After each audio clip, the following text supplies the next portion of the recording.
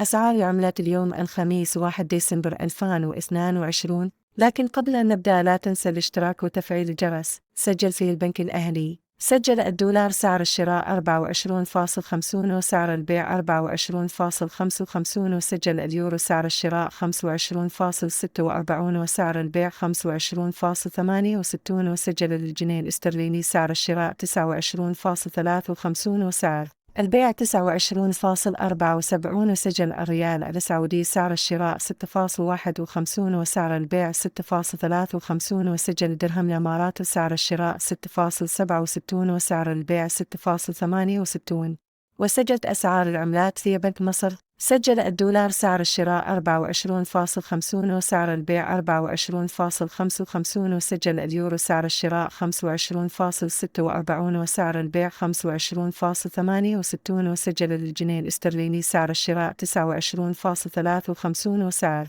البيع 29.74 وسجل الريال السعودي سعر الشراء 6.51 وسعر البيع 6.53 وسجل الدرهم الإماراتي سعر الشراء 6.67 وسعر البيع 6.68